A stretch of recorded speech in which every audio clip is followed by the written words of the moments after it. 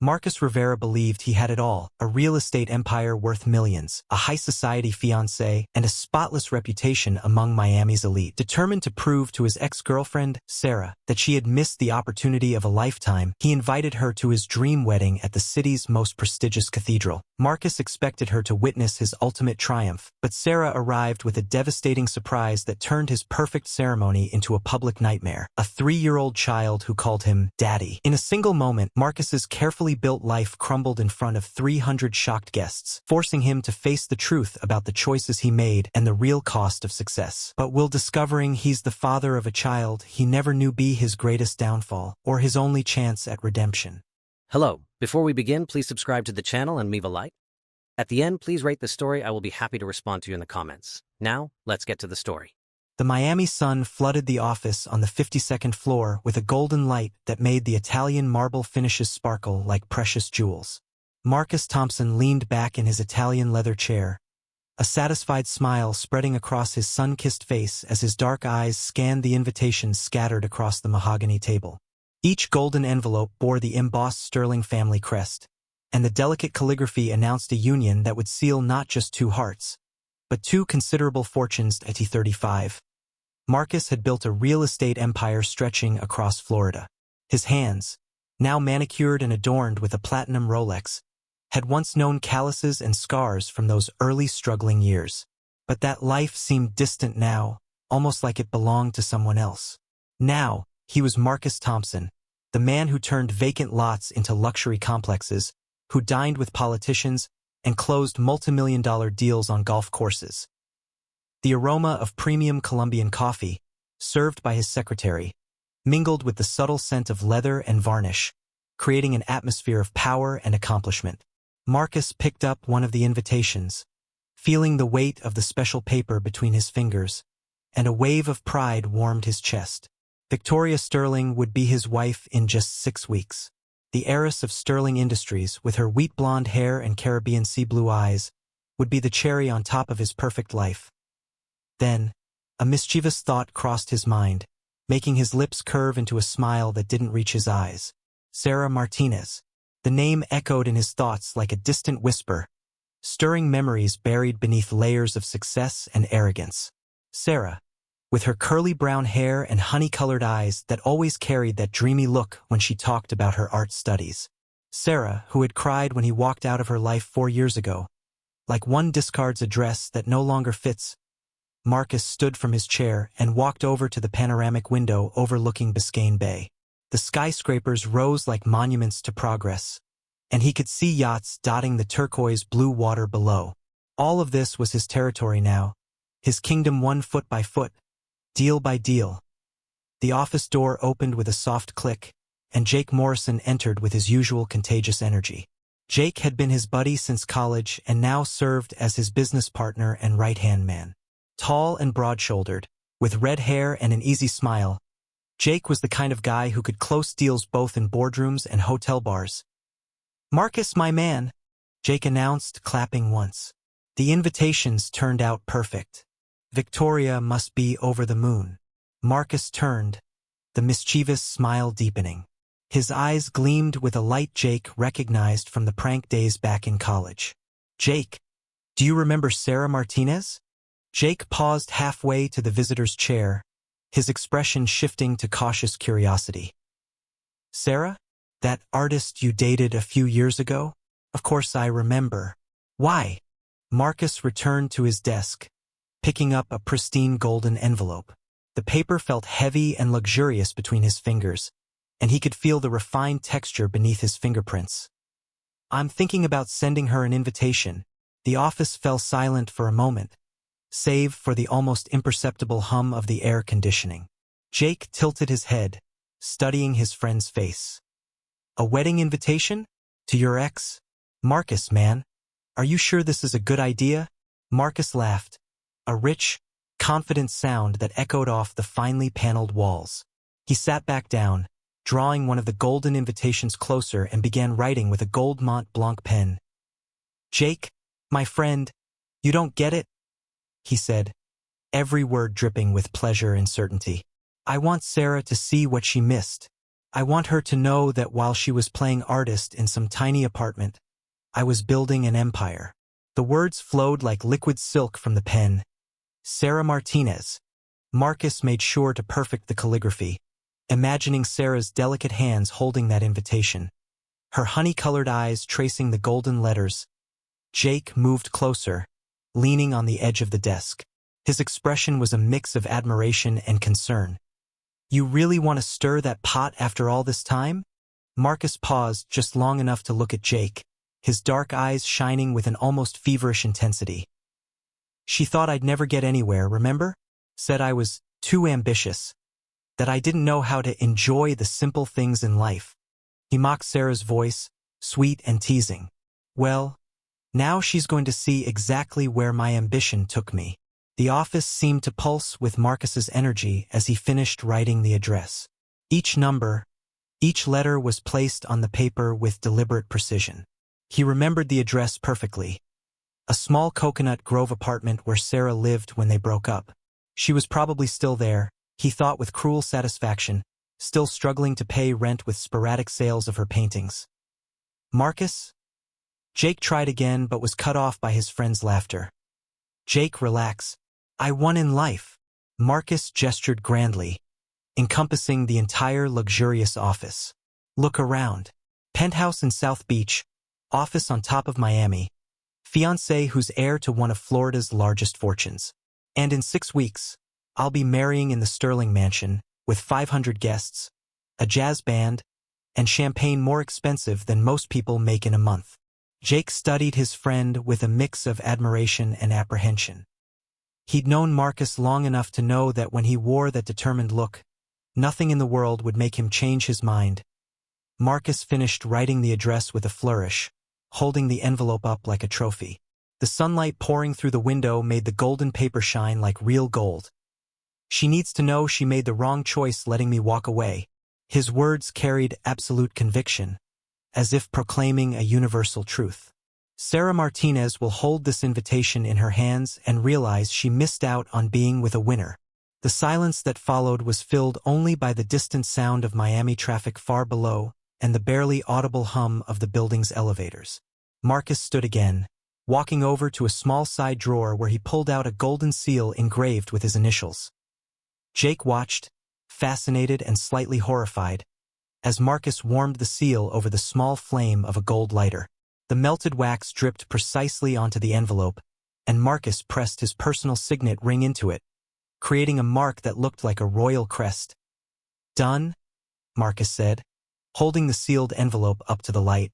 The golden wax gleamed like a jewel, and he could see his own distorted reflection on its surface. Sarah Martinez will get this invitation, and for the first time in 4 years, she'll fully understand what she lost. The smile on his face was pure satisfaction, the smile of a man who believed he had not only conquered the world but also won the final word in a story he thought was completely over. Dorothy Thompson's mansion in Coral Gables breathed history and timeless elegance. White marble columns rose majestically at the entrance, while the perfectly manicured gardens gave off the sweet scent of gardenias blooming in symmetrical flower beds. It was a Tuesday afternoon, and sunlight filtered through the leaves of century-old oak trees, casting a mosaic of light and shadow across the Portuguese stone floor of the patio. Dorothy paced back and forth in the main living room, her low Italian leather heels clicking rapidly on the marble floor, betraying her agitation. At 62, she carried the proud posture and natural grace inherited from generations of Thompson women, but her expression at that moment was one of deep disappointment. Pearls at her neck trembled slightly with each step, and her hands, adorned with family rings, were clenched into fists. The sound of a Maserati's engine cut through the afternoon silence, announcing Marcus's arrival. Dorothy stopped pacing and stood near the French doors overlooking the garden, crossing her arms over her chest. She could hear her son's confident footsteps approaching, and her heart tightened with a mix of love and exasperation. Marcus entered the room as if he ruled the world, his characteristic smile lighting up his tanned face. He wore an impeccable Italian suit, the scent of his imported cologne mixing with the new leather smell of the car. But his smile faltered slightly when he saw the expression on his mother's face. "Mom, what a surprise!" He tried to keep a jovial tone as he walked toward her with open arms. "You look like Marcus Thompson," Dorothy interrupted, her voice heavy with an authority he hadn't heard since his teenage years. "Sit down right now." The command was so firm that Marcus obeyed instinctively, sinking into the burgundy velvet armchair that had belonged to his father. The leather creaked softly under his weight, and he felt his mother's piercing gaze like a laser. Dorothy approached slowly, her arms still crossed over her chest. The silence in the house seemed to amplify every breath, every movement. "Jake told me about the invitation." The words came sharp, precise like scalpels. "About Sarah Martinez." Marcus sighed deeply, running a hand through his perfectly styled hair. He tried to recover his usual composure, but there was something in his mother's gaze that made him feel like the 12-year-old boy who had broken the music room window. "Mom, it's nothing serious. It's just nothing serious." Dorothy moved even closer, her voice rising an octave. "Marcus, you sent a wedding invitation to a woman you hurt deeply, a woman you discarded like a used object." The words echoed through the spacious room, ricocheting off silk-covered walls and antique furniture. Marcus felt an uncomfortable heat rise up his neck but kept his chin lifted in defiance. "I didn't discard her, Mom. We just weren't compatible. She couldn't keep up with my ambition, my goals." "You cruel child!" Dorothy practically shouted, her composure finally breaking. Tears of frustration shone in her eyes. "That girl loved you with every fiber of her being, and you destroyed her. And now, years later, you decide to rub your happiness in her face." Marcus stood abruptly, his own voice rising to match his mother's. "I built an empire, Mom. I've succeeded in life. Victoria is perfect for me. We're going to build a powerful, respected family. And that justifies being cruel to an innocent person." Dorothy grabbed his arm, her fingers digging into the fine fabric of his suit. "Marcus, I did not raise you to be this man. Your father would be ashamed." The mention of his late father hit Marcus like a punch to the stomach. For a moment, his mask of arrogance faltered, and Dorothy saw a glimpse of the sensitive boy he once was before ambition devoured his humanity. But the moment passed quickly. Marcus gently wrenched free from his mother's grip, adjusting his jacket with mechanical movements. "Dad would understand my choices. He was a businessman too, a winner." His voice dropped but still carried unwavering conviction. "Sarah needs to know I've moved on, that I achieved everything I ever wanted." Dorothy watched him for a long moment, her eyes reflecting deep sadness. Slowly, she stepped back and walked to the window overlooking the garden where Marcus had played as a child. "You haven't achieved everything, son." Her voice was barely a whisper now. "You lost your humanity along the way." That same afternoon, in Victoria's penthouse in Key Biscayne, the setting sun painted the sky pink and gold, reflected in the calm bay waters. Victoria Sterling stood in her walk-in closet, the size of a small room, organizing designer dresses as she talked on the phone with her wedding planner. Her melodious voice echoed through the spacious area, filled with rows of shoes lined up like little soldiers and handbags that cost more than many earned in a year. "Yes, Marie, the white orchid arrangements for the head tables. And make sure the Dom Perignon is at the perfect temperature." She paused as the penthouse door closed. "Marie, I'll call you back later." Victoria emerged from the closet like an apparition, her blonde hair falling in soft waves over bare shoulders. She wore a pearl-colored silk robe that highlighted her sapphire blue eyes. She found Marcus on the terrace, gazing at the view with a glass of Scotch whiskey in hand. "Darling, you got home early today." She approached from behind, wrapping him in a gentle embrace. She could feel the tension in his shoulders. "Any problems with work?" Marcus turned in her arms, forcing a smile that didn't reach his eyes. "Nothing I can't handle, my love. Just some final adjustments before the wedding." Victoria tilted her head, studying his face with the keen intuition of a woman in love. "Marcus, Bethany Morrison called me earlier." She paused, choosing her words carefully. "She mentioned something about an invitation you sent to an ex-girlfriend?" Marcus's body stiffened imperceptibly, but his smile remained fixed. Oh, that. He took a sip of whiskey, savoring the amber liquid burning gently down his throat. It's just a formality, Victoria.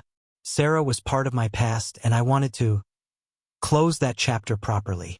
Victoria stepped back slightly, her blue eyes shining with a blend of curiosity and concern. Close the chapter? Marcus, you broke up 4 years ago.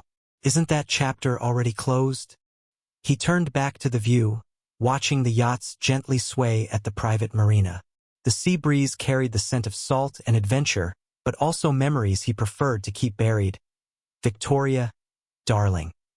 His voice took on that smooth, persuasive tone he used in important negotiations. Some people never really move on. I want Sarah to see that I found true happiness, that I became the man I always dreamed of being. It's a gesture of definitive closure. Victoria remained silent for a long moment, watching her fiancé's profile against the sunset. There was something about the way he spoke of Sarah that unsettled her. A passion that didn't seem to fit with mere closure. Did you love her? The question slipped out more direct than she intended. Marcus turned fully now, approaching Victoria with feline grace.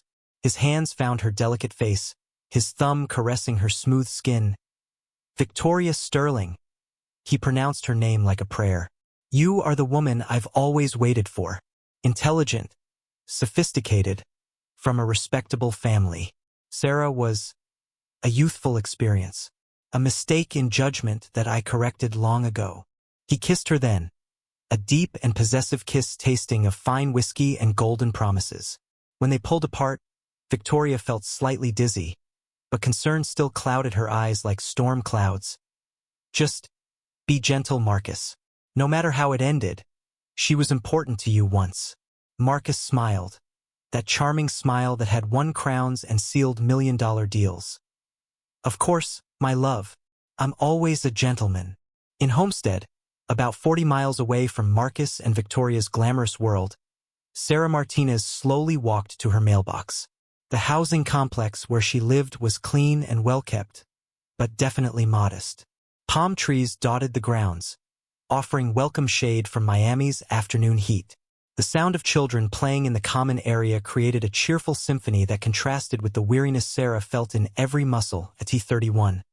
Sarah still held the natural beauty that had enchanted Marcus years ago, but now there was maturity in her honey-colored eyes, a quiet strength born of battles won and sacrifices accepted.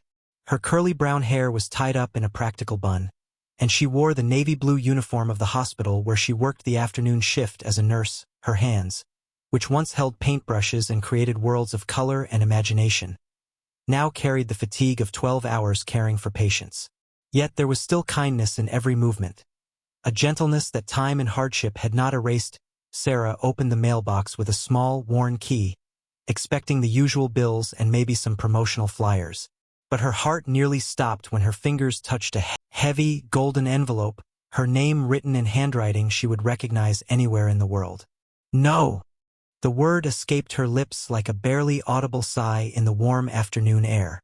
With trembling hands, she flipped the envelope over and saw the golden seal embossed with the initials MT.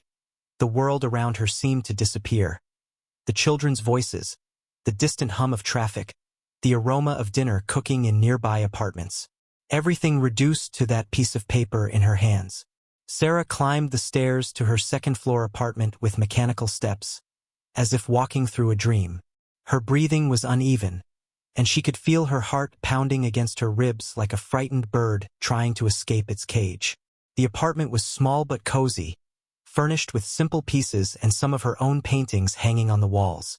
Warm colors, soft yellows, earthy greens, sky blues at dawn, created an atmosphere of peace that stood in stark contrast to the storm brewing inside her. She sat on the second-hand couch she'd bought at a thrift store years ago, the golden envelope still untouched in her hands. For a moment, she considered throwing it away without opening it. Some ghosts were better left buried.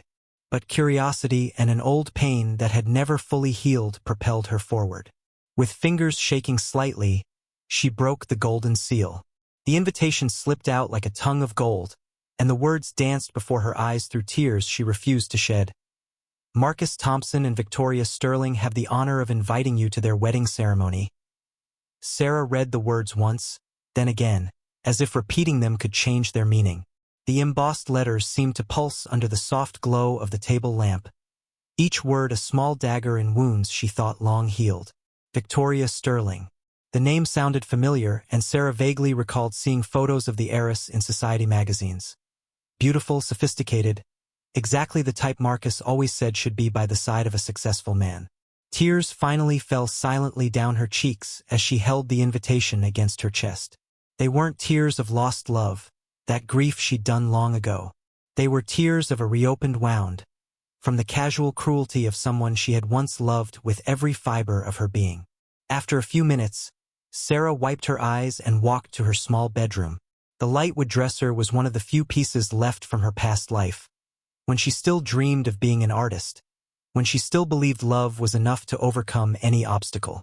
She opened the top drawer carefully, moving aside some handkerchiefs and simple costume jewelry until she found what she was looking for. In a small silver frame, a little blurred by time, was a photo of a dark-haired child with almond-shaped eyes, smiling with the carefree joy of a 3-year-old. Sarah held the photo in one hand and the invitation in the other, and for a moment the contrast between the two objects seemed to sum up the complexity of her life. The golden invitation represented the world she could have had: luxury, status, a life of material comforts. Sarah stood before the framed photo of her son for long minutes. The memory of the day she took that picture was so vivid she could almost hear his childish laughter in the back of her mind. Holding the image to her chest, she closed her eyes and took a deep breath. After some time, she sat at a small table, the invitation still beside the frame. She took a sheet of paper and began to write. The words flowed smoothly, almost automatically, as if they had been stored inside her for a long time. When she finished, she folded the paper carefully, placed it in a simple envelope, and sealed it. The next morning, Sarah stopped by a post office branch and mailed the letter. Inside, there was no bitterness, only the truth. Marcus would receive her response, but not in the way he expected. Mary's Cathedral in Miami Beach rose majestically against the turquoise morning sky, its Gothic towers piercing the scattered clouds like stone fingers reaching for the divine. The Florida sun shone through the colorful stained glass, creating a kaleidoscope of light dancing across the Italian marble floor. The scent of thousands of white orchids and roses, imported from Ecuador, filled the air, mingling with the incense still lingering on the century-old walls. Marcus Thompson walked down the central aisle with measured steps, his Italian leather shoes echoing solemnly in the sacred space. He wore a tailored Armani tuxedo, each line and curve sculpted to emphasize his athletic silhouette. The black merino wool fabric contrasted perfectly with his white silk shirt and pearl satin tie. On his chest rested a white rose boutonniere, a small promise of perfection. No, no, no. His voice cut through the morning air like a sharp blade. The golden ribbons on the ends of the pews are crooked. I want perfect symmetry, just like we discussed yesterday. Marie Delacroix, Miami's most sought-after wedding planner, hurried over, her Italian leather planner clutched to her chest. At 50, she had orchestrated celebrity and mogul weddings but had rarely met a groom so obsessed with every microscopic detail. Marcus, dear, the ribbons are perfect. Maybe it's just the morning light angle creating that impression. Marie, Marcus turned toward her, his dark eyes shining with an intensity bordering on fanaticism. This isn't just a wedding. It's the event Miami's elite will remember for the next 20 years. Every detail has to be flawless. Every moment has to be perfect. The obsession with perfection had consumed Marcus in recent weeks. He had personally reviewed the guest list 7 times, approved and rejected 3 different menus, and even inspected the floral arrangements with a magnifying glass, searching for imperfect petals. It was as if the success of this day could somehow validate not just his wedding but his entire life journey. As he supervised the adjustment of one last orchid, an unwelcome memory slipped into his mind like smoke through a crack. 4 years earlier, autumn at the University of Miami. The campus was painted with the golden hues of late afternoon, and Marcus hurried between Mediterranean-style buildings, a heavy leather briefcase swinging from his hand. At 31, he was finishing his MBA while managing small real estate projects, determined to build the theoretical foundation for his future empire. That's when he saw her for the first time. Sarah Martinez sat beneath a royal palm tree, surrounded by canvases and brushes spread out on a colorful blanket.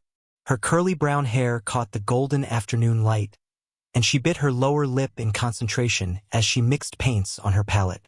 The painting on her easel showed the same sunset illuminating the campus, but through her eyes, the colors came alive, the oranges pulsing like heartbeats, the pinks sighing like promises. Marcus stopped without realizing it, mesmerized by the intensity with which she worked. There was something in the way Sarah moved, as if each brushstroke was a prayer, each color a word in a language only she knew. "It's beautiful," he said. Approaching slowly, Sarah looked up, and Marcus felt as if he had been punched in the stomach. Her honey-colored eyes were large and expressive, framed by dark lashes that seemed to accentuate every shade of emotion.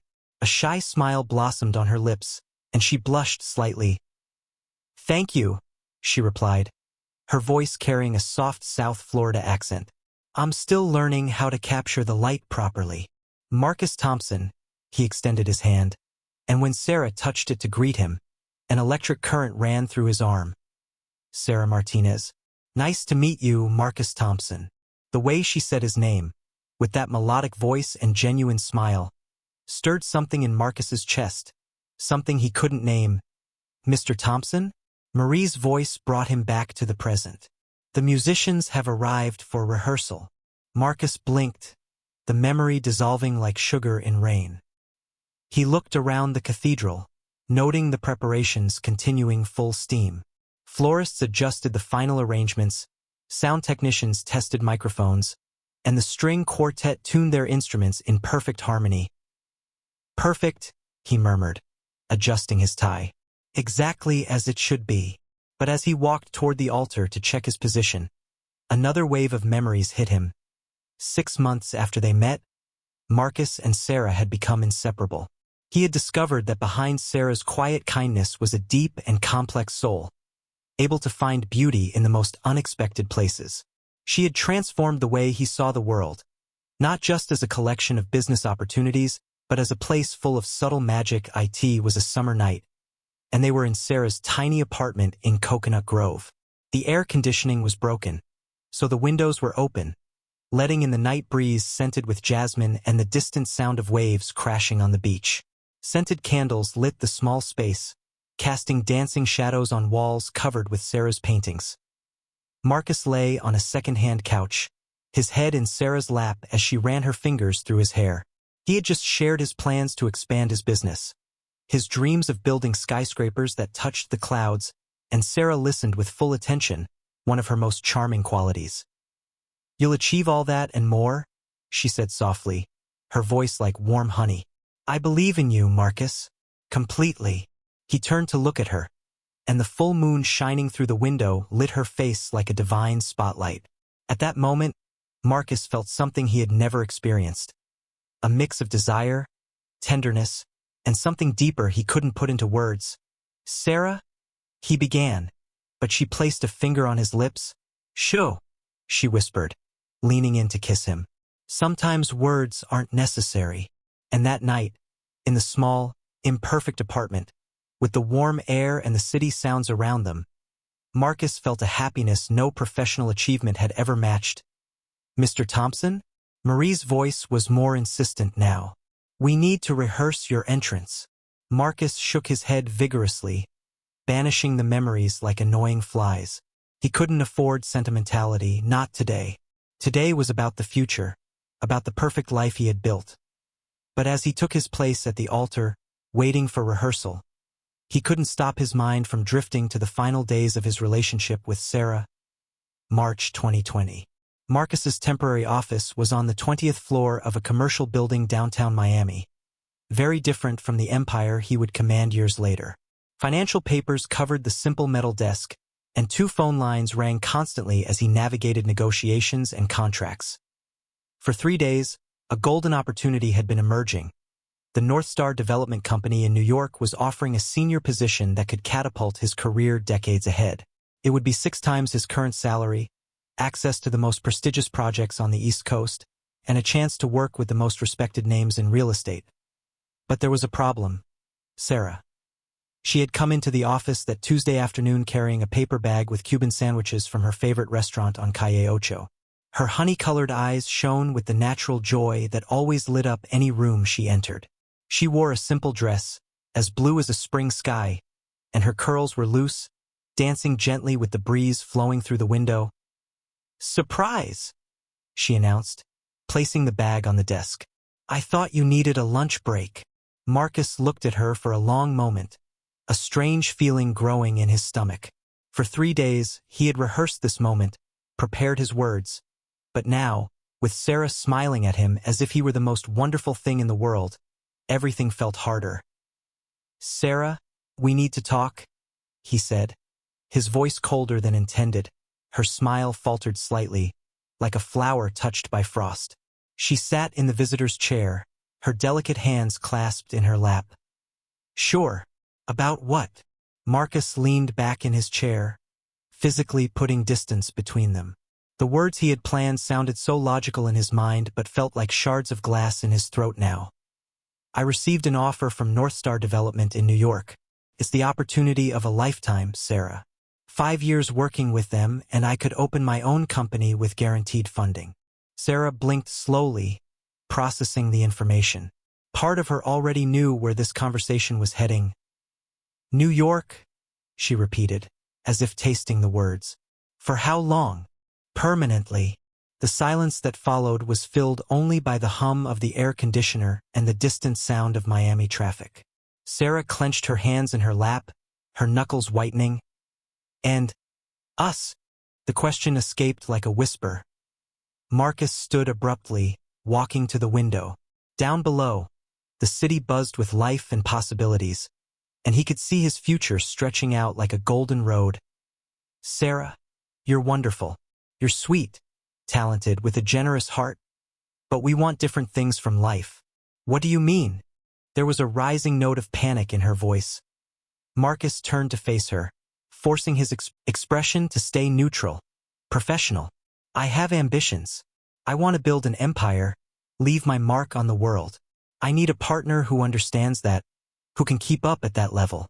A sophisticated woman, connected, who can open doors and elevate my social standing." Each word was like a bullet, and Marcus saw its effect on Sarah as waves of pain crossed her face. But he continued, convinced he was being logical and practical. You're an artist. You live in a world of dreams and fantasies. That's beautiful, Sarah. Really it is.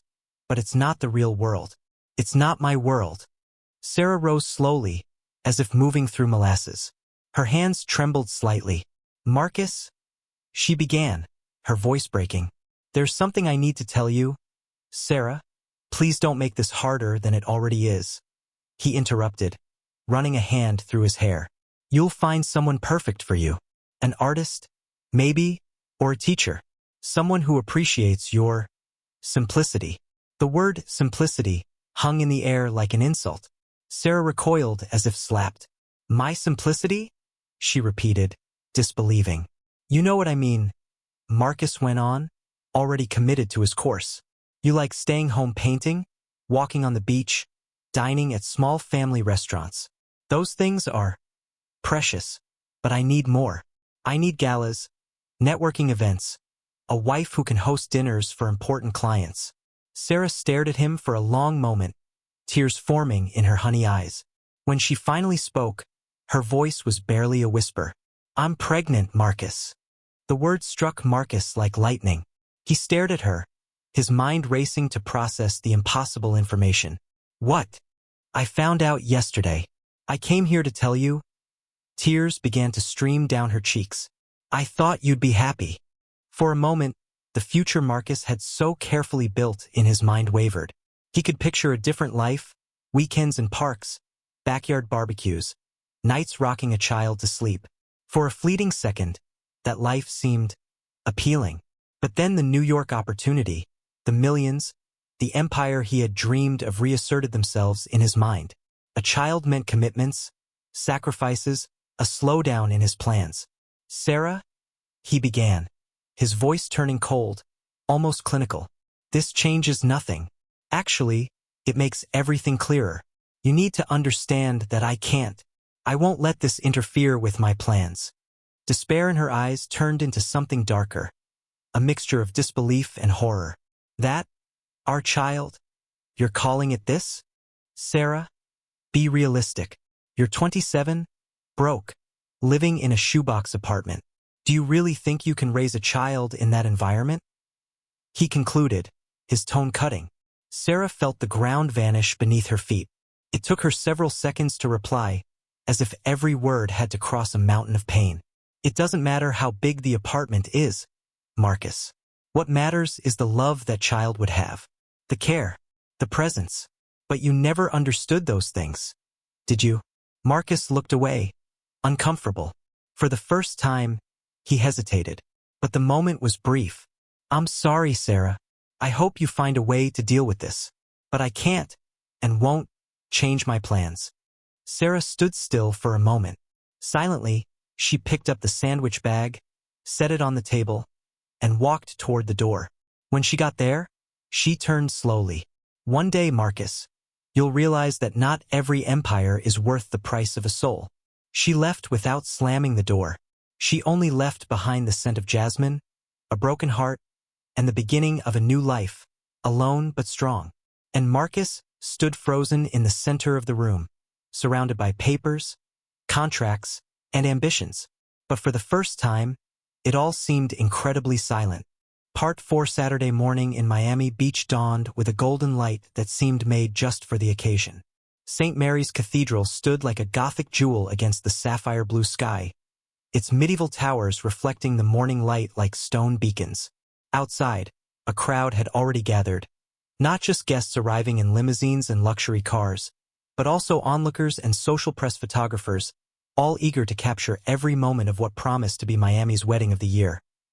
The cathedral's marble steps had been transformed into a red carpet flanked by monumental arrangements of white roses, imported orchids, and golden-toned hydrangeas. Every flower was hand-picked, every petal inspected to ensure absolute perfection. The sweet, intoxicating scent mingled with the sea breeze, creating an atmosphere straight out of a fairy tale. Marcus Thompson stood in the cathedral side vestibule, adjusting his pearl silk tie for the 10th time in an ornate gold-framed mirror. His Armani tuxedo molded to his athletic frame like a second skin, every line and curve calculated to project power, success, and sophistication. His dark hair was combed back with millimeter precision, and the scent of his French cologne, an expensive blend of amber, cedar, and bergamot, lingered around him like an invisible aura. "You're perfect, son," said Jake Morrison, his best man, approaching with 2 glasses of Dom Perignon champagne. At 45, Jake was one of Miami's most influential attorneys, and his presence beside Marcus on this day symbolized not just friendship, but also a strategic alliance between 2 powerful families. "This is your day, Marcus. The day you've dreamed of your whole life." Marcus took the glass but kept his eyes fixed on the mirror.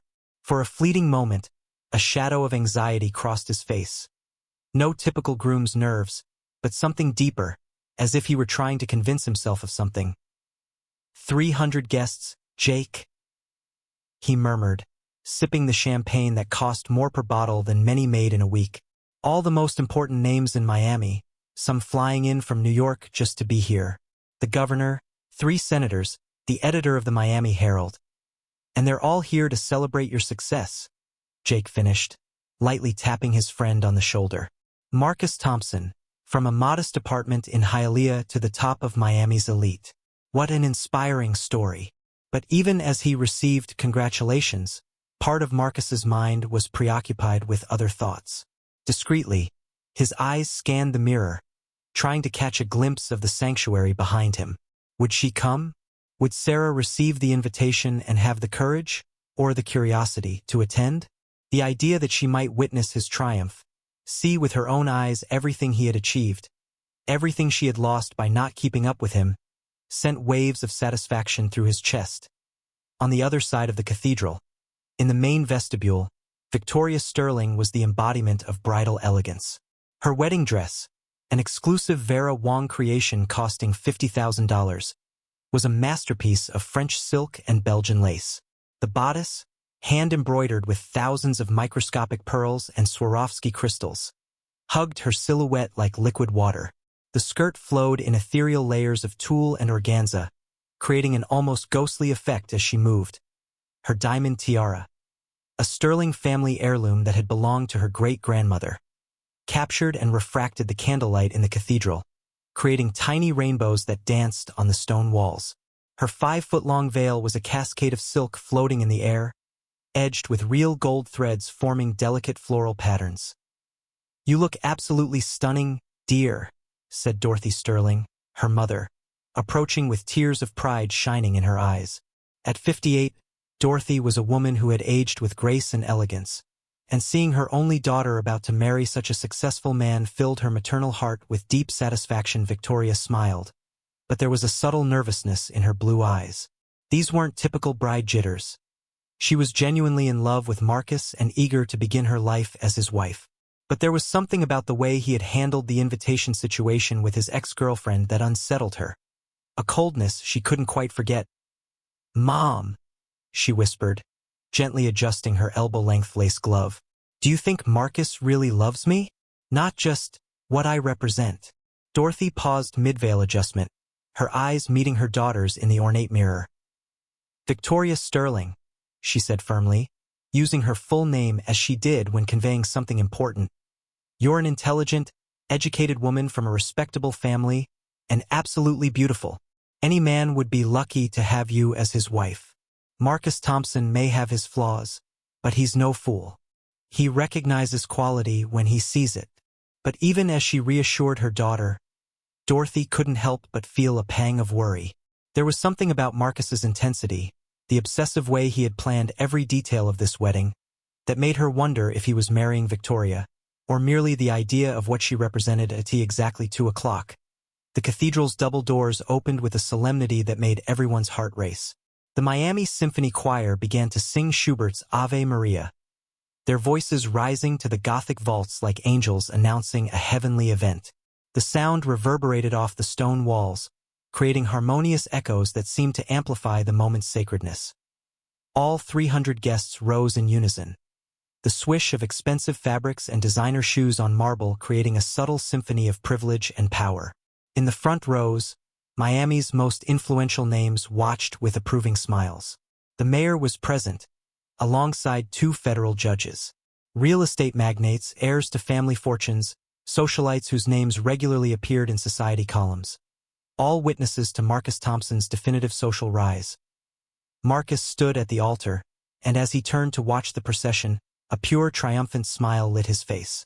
This was the moment he had visualized thousands of times, to be here, at this altar, surrounded by the elite who once ignored him, about to marry one of Miami's most desirable women. His pupils discreetly scanned the congregation, searching for one particular face in the crowd. Where was Sarah at this moment? Was she watching from some hidden corner, perhaps at the back of the cathedral, consumed by envy for what he had achieved? The mental image of Sarah witnessing his triumph sent waves of satisfaction through his body. The bridesmaids began their procession down the central aisle, each a vision of coordinated elegance. Their champagne silk dresses flowed like liquid gold, and each carried a bouquet of white roses tied with golden ribbons. Bethany Morrison led the group, her radiant smile reflecting genuine happiness for her longtime friend. The string quartet, positioned discreetly beside the altar, began the first chords of Wagner's bridal chorus, and a reverent silence fell over the congregation. This was the moment, the bride's entrance. The cathedral doors opened again, and Victoria appeared like a divine apparition. The light streaming through the open doors created a halo around her, making the crystals and pearls on her dress sparkle like stars. Her father, Harrison Sterling, walked beside her with palpable pride, his impeccable tuxedo and upright posture embodying generations of refinement and class. A collective murmur of admiration passed through the congregation. Discreet cameras clicked, the official photographers capturing every moment for society magazines that would hail this wedding as the social event of the season. Victoria walked with the natural grace of a woman raised for moments like this. Every step was calculated to maximize the dramatic effect of her dress, the long veil trailing behind her like a silk cloud. Her eyes were fixed on Marcus, and when their gazes met, she offered him a smile that was a blend of love, nervousness, and anticipation. Marcus felt his chest swell with possessive pride. Victoria was perfect. Not only beautiful, but sophisticated, well-connected. Exactly the kind of wife a man of his position should have.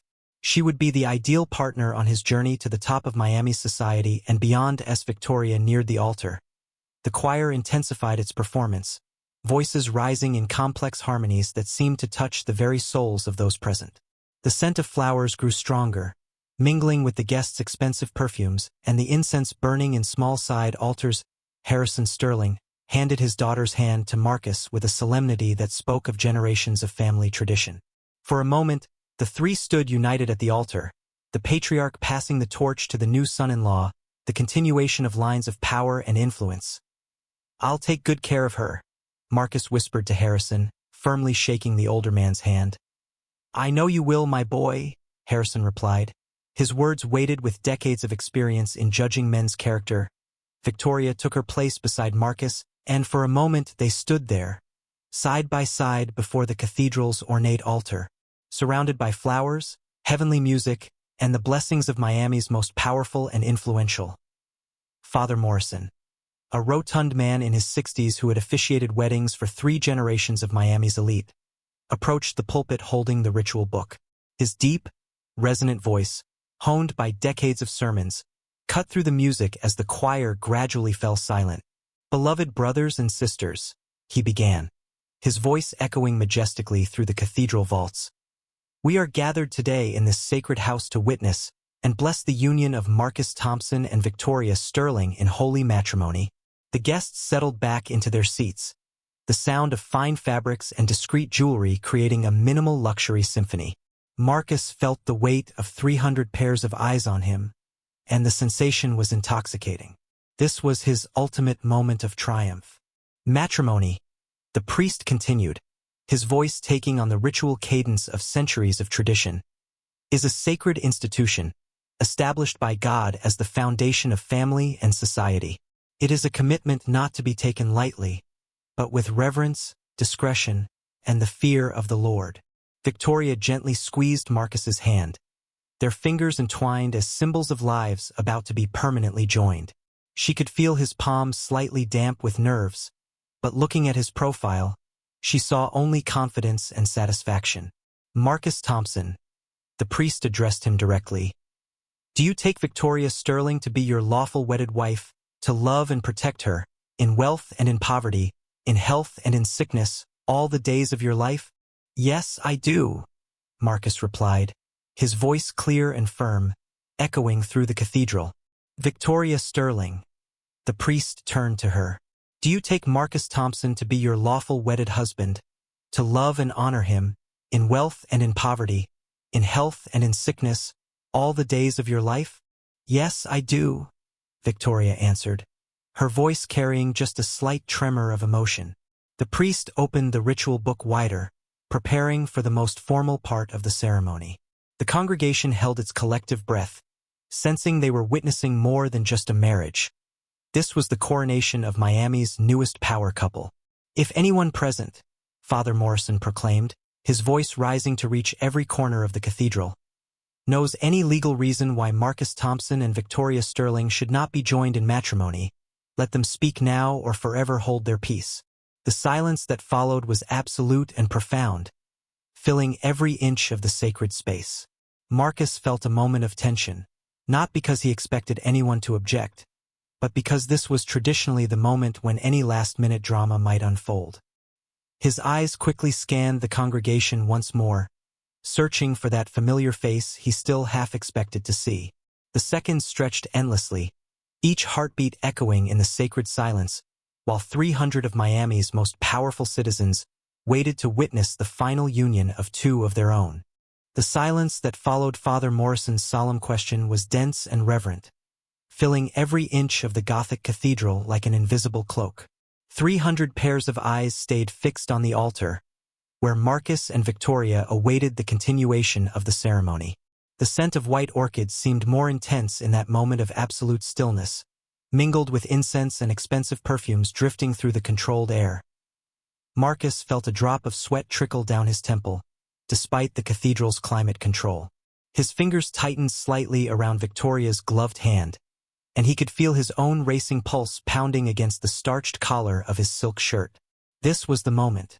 The traditional question had been asked, and now only the silence would confirm that nothing stood between him and his perfect future. Victoria remained serene by his side, her steady breathing causing the embroidered bodice of her $50,000 gown to rise and fall in a mesmerizing rhythm. Her diamond tiara caught the colored light from the stained glass, casting tiny rainbows that danced across the ancient stone walls. Then the sound echoed through the cathedral. The low, prolonged creak of the double doors opening cut through the silence like a blade, followed by the echo of footsteps on marble. The sound reverberated beneath the Gothic arches, creating an almost ghostly presence that made all 300 guests turn in their mahogany pews.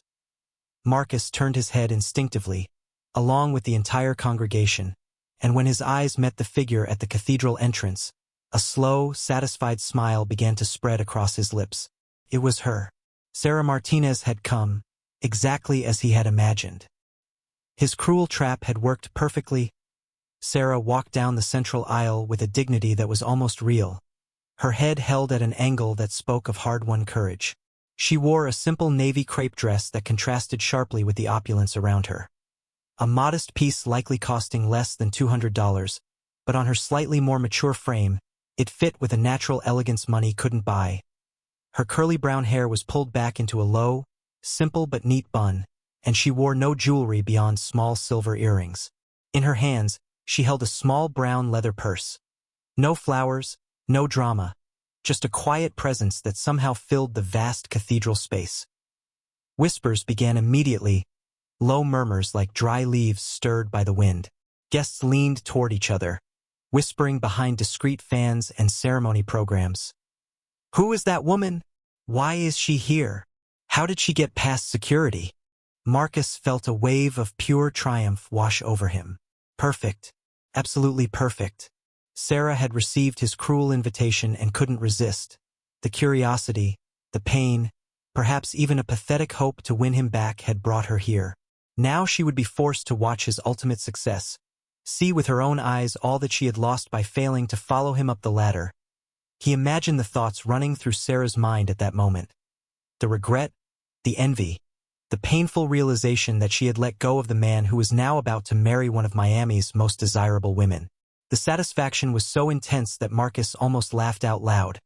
But then, as Sarah continued her slow walk down the aisle, more details began to emerge in the colored light filtering through the stained glass.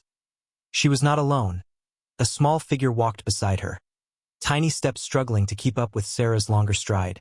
A child, a boy who looked about 3 years old, dressed in a miniature light blue dress shirt that matched Sarah's dress perfectly, and well-pressed dark cotton pants.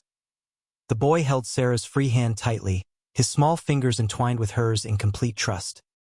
His hair was dark and slightly wavy, cut simply but neatly, and when he occasionally looked up with innocent curiosity at the majestic cathedral arches, his profile revealed delicate but distinctive features. Marcus blinked, trying to focus better on the slowly advancing child.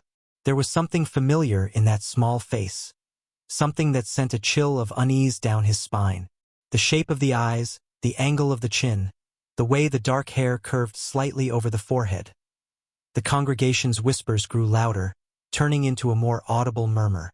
Some guests rose slightly in their seats, trying to get a better look at the unexpected pair disrupting the perfect ceremony. She has a child? Whose boy is that? What a strange situation. Victoria squeezed Marcus's hand tighter, her blue eyes narrowing slightly as she watched the unfolding scene. She could feel the tension building in her fiancé's body, the way his muscles stiffened beneath his perfect Armani tuxedo. Sarah and the boy continued their solemn procession down the center aisle, passing rows of shocked and curious guests.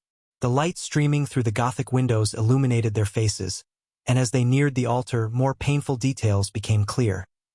The boy was about 3.5 years old, his height and proportions indicating he had been born in the fall or winter of 2020. His eyes were large and expressive, a dark brown shade almost black, exactly like the eyes Marcus saw in the mirror every morning. The shape of his face was delicate but showed promise of strong bone structure, and there was a natural dignity in the way he walked, as if he already possessed an innate confidence that could not be taught.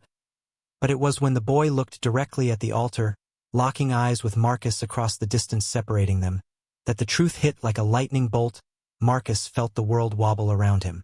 The cathedral's Gothic walls seemed to tilt. The guests' voices turned into a distant murmur, and the scent of flowers suddenly became nauseating. His face, which moments before had shone with satisfaction and triumph, lost all color, turning pale as the wax of the candles burning on the side altars that face. Those eyes. The way the boy tilted his head slightly to the side when something caught his attention. Exactly the same gesture Marcus made when he was concentrating. It was like looking into a time mirror, seeing a miniature version of himself from 30 years ago. Fragmented memories began bombarding his mind. Sarah trying to tell him something important on that terrible day in March 2020. Her words cut off by his coldness. Her tears ignored as he focused on his bright future in New York. "I'm pregnant, Marcus." The words echoed in his memory like a ghostly scream, and suddenly everything clicked with brutal clarity. The dates, the timeline, the child's age, all pointed to a truth he had chosen to ignore, a reality he had pushed away for the sake of his ambitions. Sarah and the boy kept walking, their footsteps echoing like heartbeats in the tense silence of the cathedral. She didn't look at Marcus. Her eyes remained fixed ahead, her expression calm but determined. There was no visible anger on her face, no dramatic gestures. There was only a quiet dignity more powerful than any theatrics. The boy, oblivious to the storm of emotions his presence had unleashed, occasionally pointed to the beautiful stained glass windows or the elaborate floral arrangements, whispering questions to Sarah, who answered with gentle whispers. Victoria felt Marcus's hand tremble inside hers, and when she looked at his profile, she saw an alarming transformation. The confident, triumphant man who had stood beside her seconds ago was replaced by someone living his worst nightmare. Father Morrison watched the scene unfolding with growing confusion. In 40 years of officiating weddings, he had never witnessed anything quite like this. The traditional pause after his formal question was meant to be brief and ceremonial, but now it stretched into something he didn't know how to handle. The 300 guests remained frozen, some half standing to get a better view of the drama, others whispering louder. Cameras clicked discreetly as photographers realized they were capturing something far more sensational than a typical society wedding. Marcus tried to swallow, but his throat felt constricted. His heart hammered against his ribs with such force he was sure everyone could hear it. As Sarah and the child drew closer to the altar, each step revealing more devastating proof of the resemblance that could not be denied, he felt as if his carefully constructed world was crashing down around him. The boy, his son, looked up at the cathedral's elaborate decorations with completely innocent wonder, unaware that his very presence was shattering his father's perfect day into 1,000 irreparable pieces. What happened next unfolded as if time had shattered into microscopic fragments, each second stretching into an eternity of growing horror. Sarah and the boy had reached roughly halfway down the central aisle when something caught the child's attention at the ornate altar ahead. Maybe it was the enormous candles burning in golden candelabras. Maybe it was the sparkle of the diamonds in Victoria's tiara reflecting the colorful light of the stained glass windows, or maybe, and Marcus would forever feel it was this.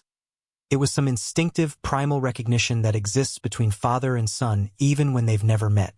The boy suddenly stopped in the middle of his solemn walk, his large brown eyes fixed on the altar with an intensity that was nearly adult. Sarah, sensing his sudden resistance, looked down and whispered something the guests couldn't hear, probably trying to keep him moving. But the boy was completely focused now, his small head tilted slightly to the side, just like Marcus did when something captured his full attention. For a moment that seemed to last forever, father and son looked at each other across the distance separating them. Two pairs of identical brown eyes connecting in a recognition beyond logic or reason. Then, without any warning, the child let go of Sarah's hand. His small feet began to run down the marble aisle, the sound of his tiny leather shoes echoing through the cathedral like raindrops on a silent roof.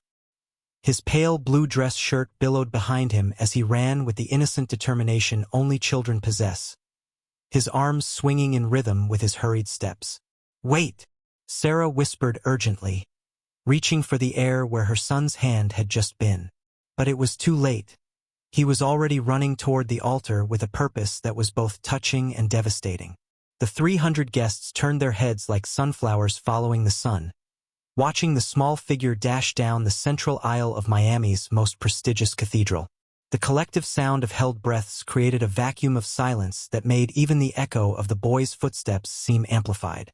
Father Morrison, who had officiated hundreds of weddings in his 40 years of ministry, found himself completely speechless. His mouth opened slightly as if to speak, but no sound came out. The ritual book trembled in his hands as he observed a situation no seminary training had prepared him for. Victoria felt Marcus's hand turn icy in hers, and when she looked at his profile, she saw he had become a pale marble statue. His eyes were fixed on the approaching child, and horror was slowly growing on his face in a way she had never seen before. The boy reached the first step of the altar and stopped, looking up at Marcus with eyes unmistakably familiar.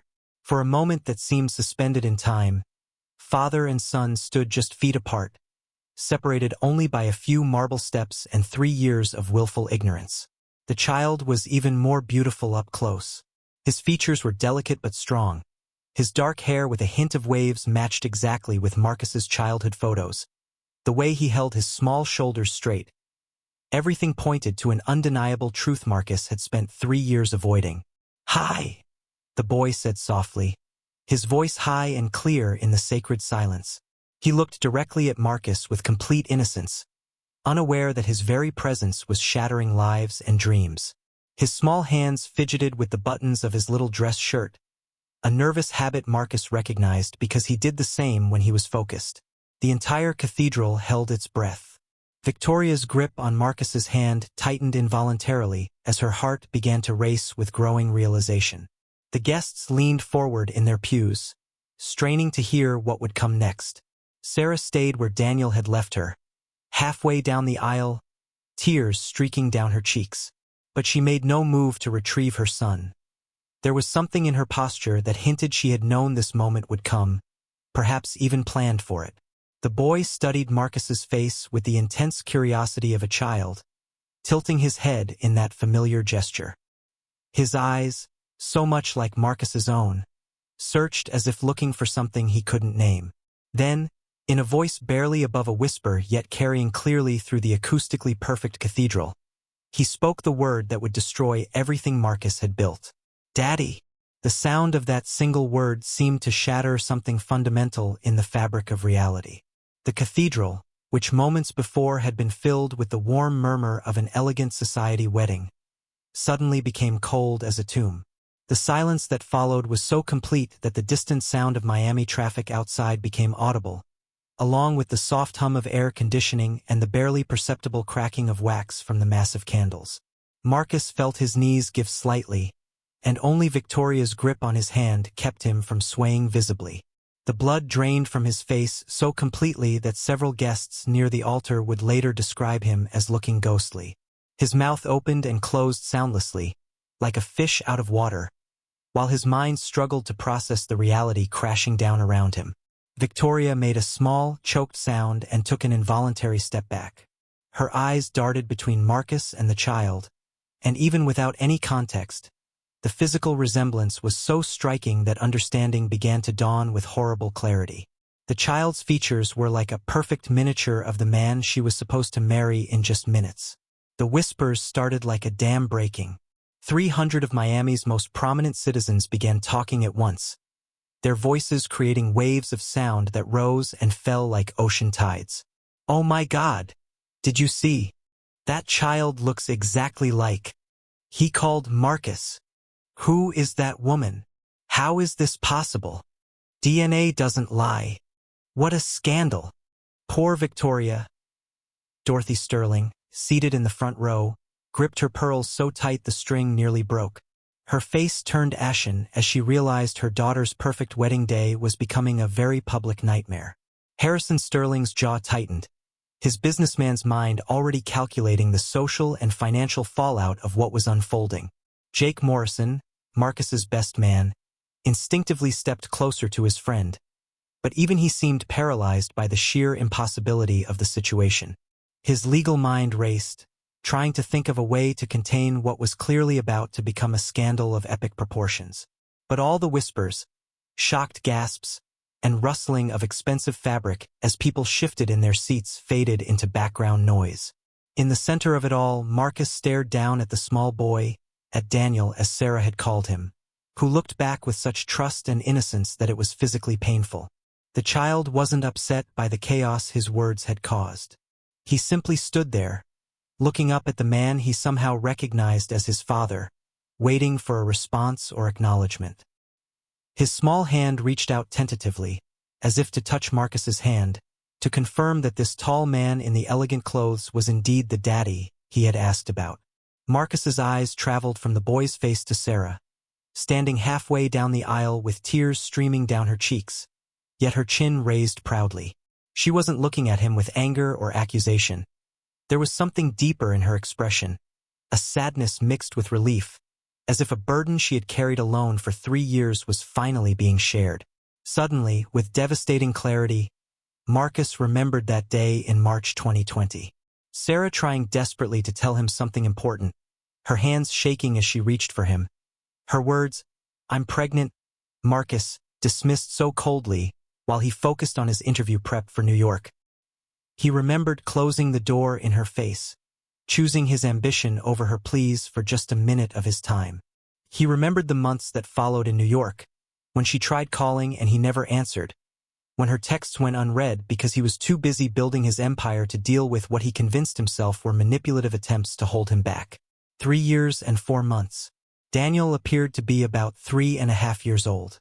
The math was undeniable, brutal in its simplicity. Standing there in his $1,000 tuxedo, surrounded by everything he thought he wanted. The beautiful bride, the prestigious venue, the powerful guests, the social triumph. Marcus finally understood the true cost of his choices. He had gained the whole world, but in the process he had abandoned his own child. The silence stretched on, broken only by muffled sobs from various parts of the congregation and the distant chime of church bells somewhere else in the city. Daniel continued to look up at him, still waiting for an answer to his innocent question, unaware that his simple word had just destroyed the carefully constructed life of the man who should have been there for every day of his young life. Sarah stood still for a long moment, tears carving bright trails down her cheeks as she watched her son, reach out his small hand to the man who had abandoned him before even knowing he existed. The silence in the cathedral was so thick it felt like it was pressing against her lungs, making it hard to breathe. But then something shifted in her posture. Her shoulders straightened, her spine aligned, and she began walking down the central aisle again.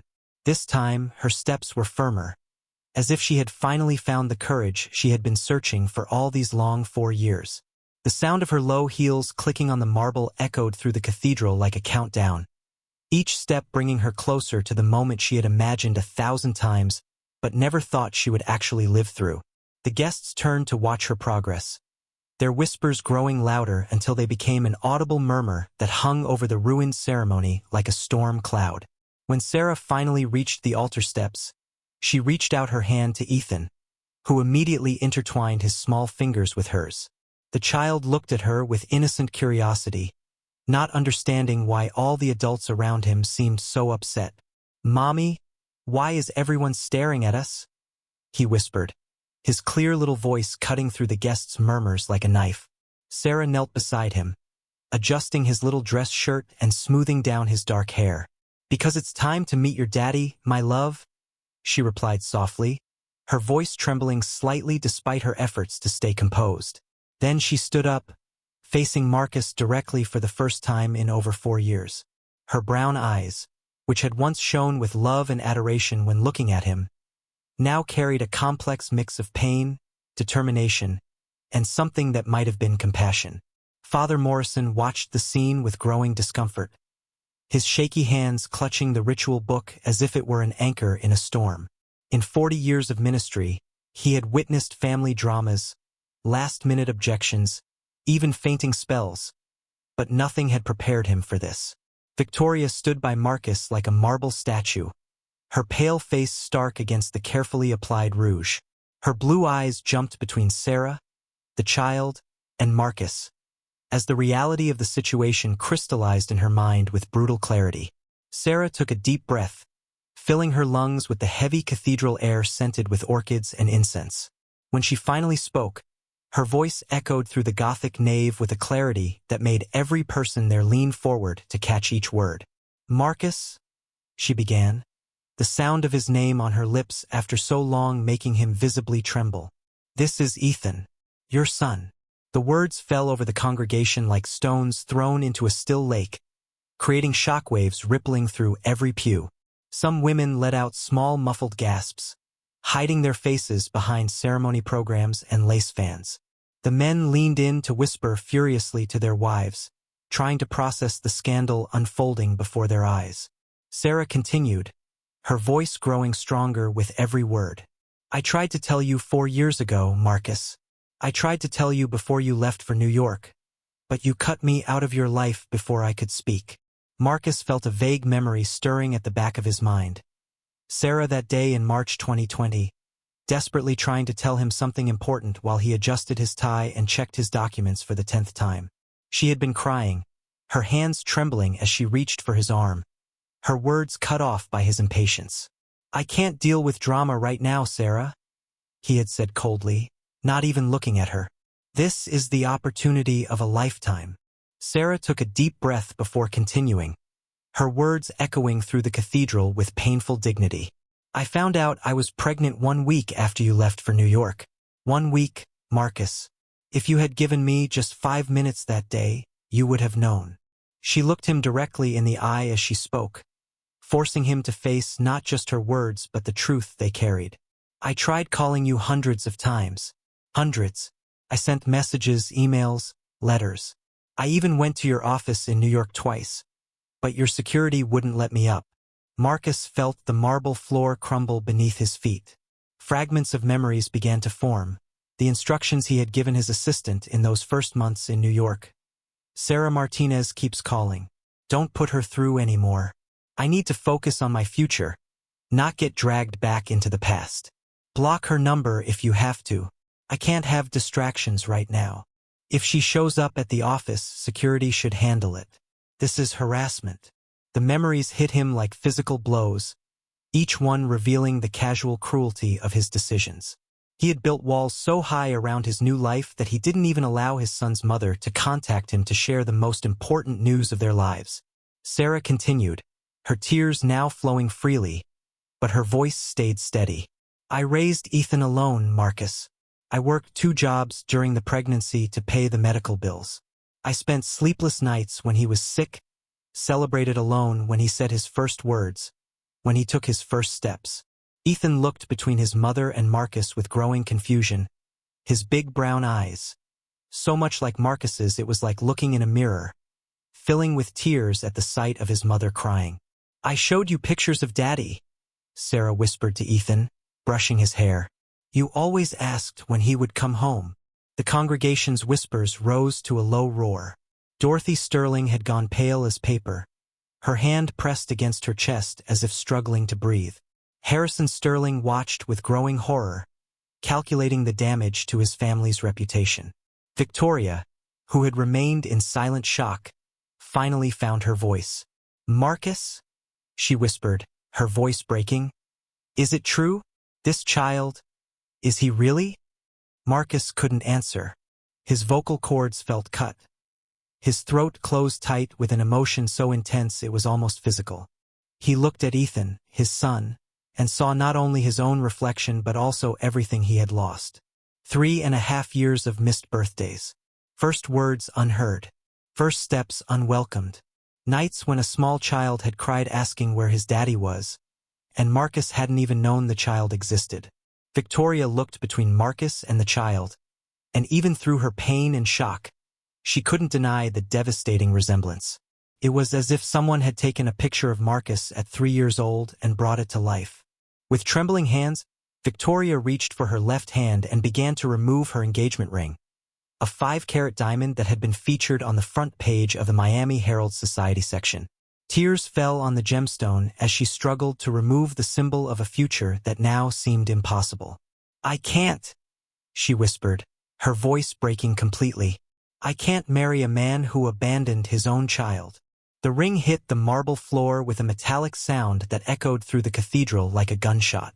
The diamond rolled a few inches before stopping at Marcus's feet, its light caught by the stained glass windows, creating small rainbows that felt completely out of place amid the emotional wreckage. Victoria turned to her parents, her tears smudging her perfectly applied makeup. "Let's go. Please, we need to leave." Dorothy Sterling rose from her pew with difficulty, her social dignity battling the shock of what she had just witnessed. Harrison followed, his face a mask of controlled fury. The Sterling family walked down the side aisle of the cathedral, followed by the murmurs and gazes of the guests. The exodus began as a trickle and quickly became a flood. The 300 guests rose from their seats, some whispering indignantly, others simply stunned. The sound of heels on marble, rustling expensive dresses and silk, and the constant murmur of conversations created a cacophony that echoed through the Gothic vaults. What a scandal! Poor Victoria. How could he do this? A secret child? Did he know all along? What a terrible man! Marcus remained at the altar like a statue, watching his carefully built world crumble around him. His career, his social standing, his perfect marriage, all unraveling like a sweater with a pulled thread.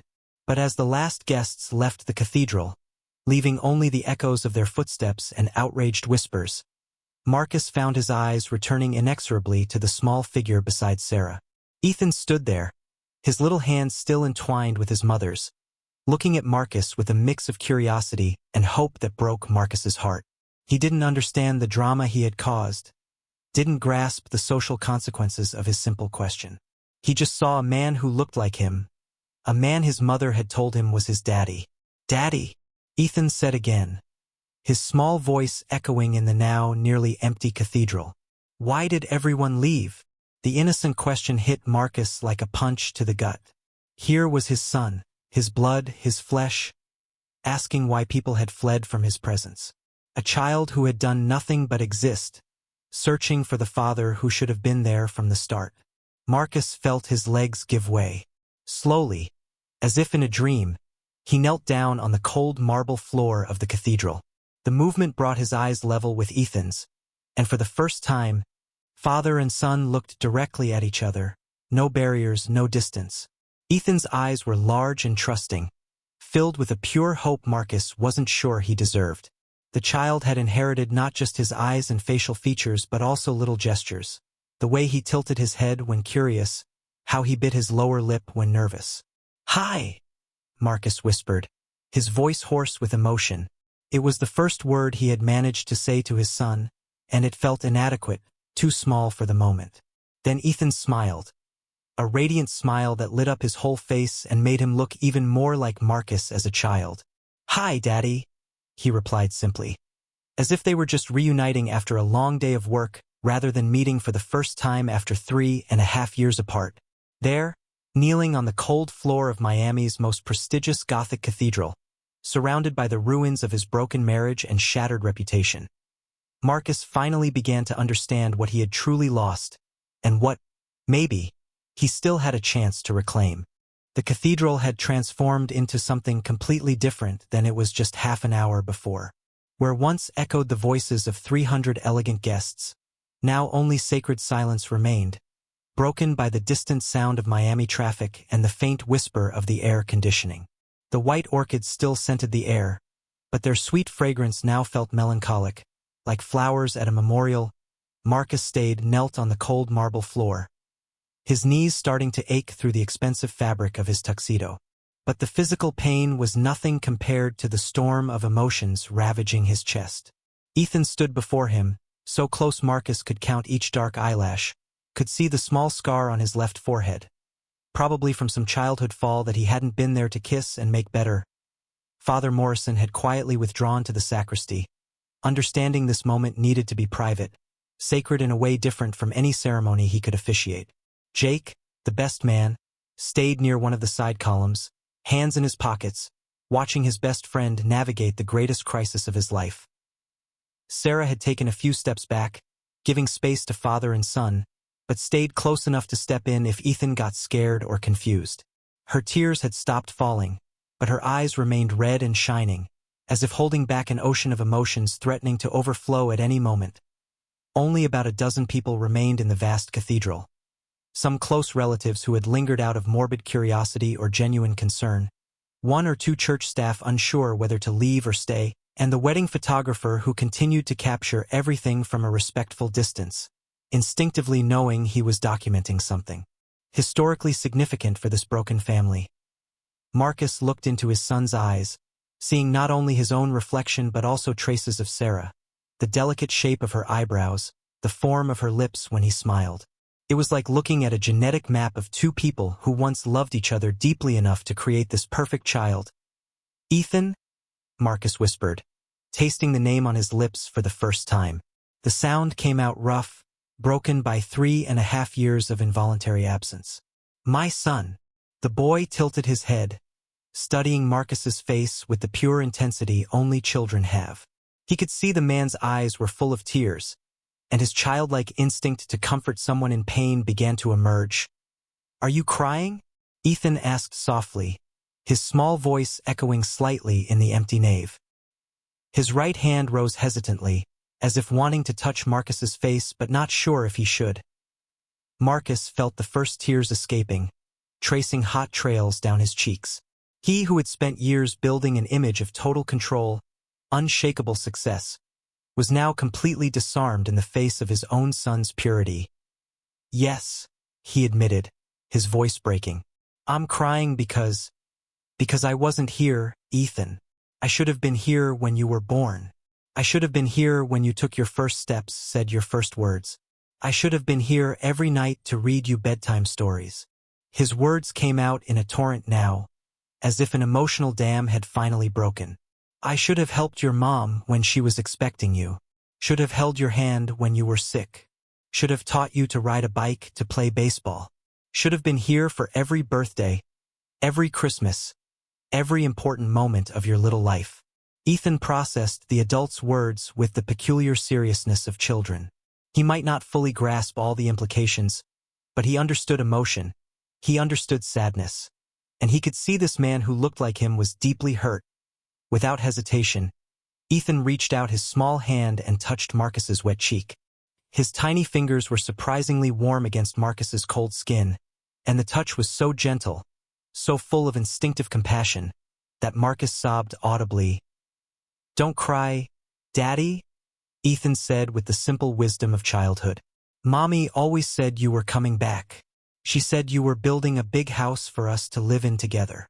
Ethan's words hit Marcus like physical blows. Sarah had protected his image for the child.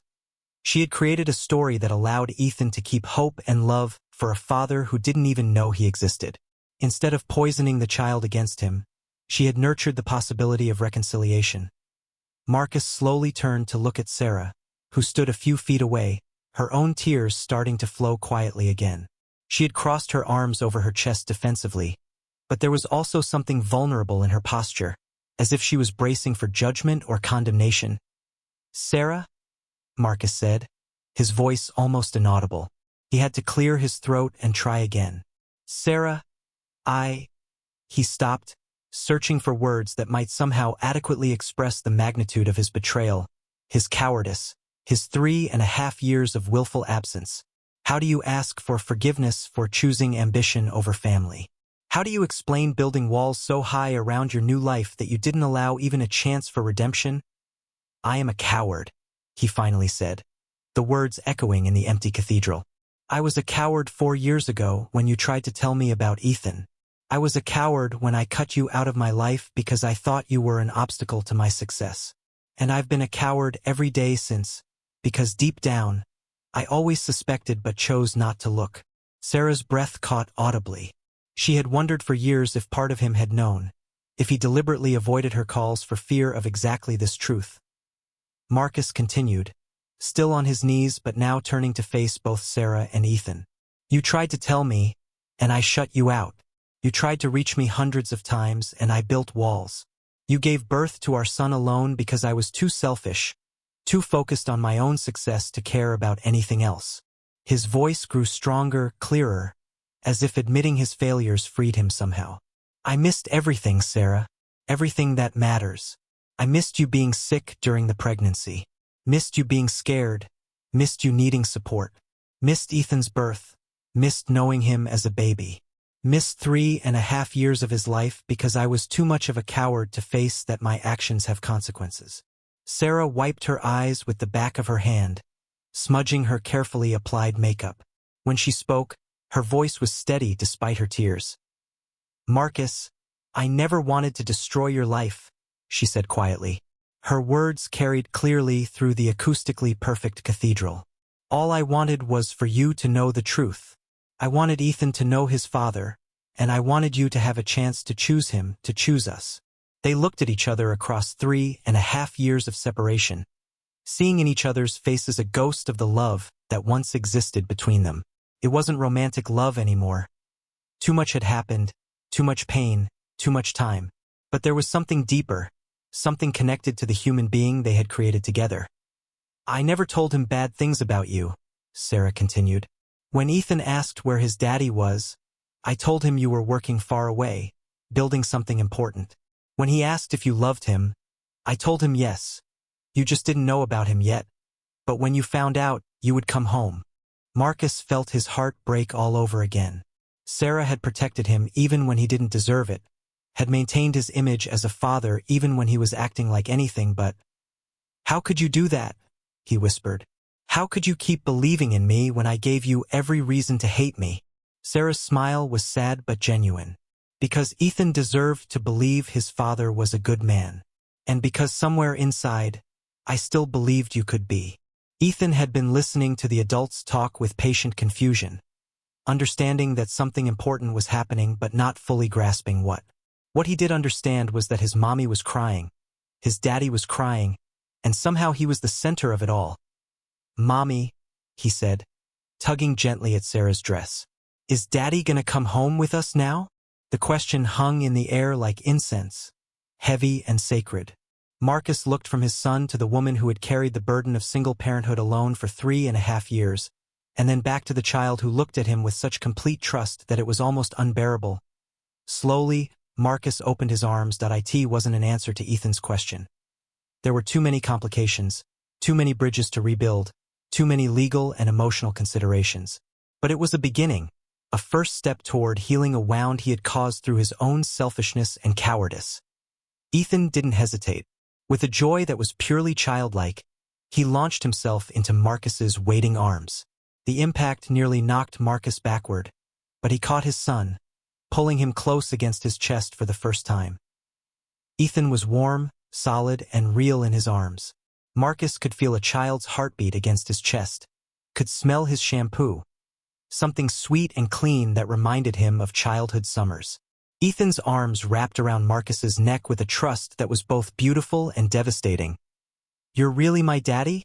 Ethan whispered in his ear, his breath warm against Marcus's skin.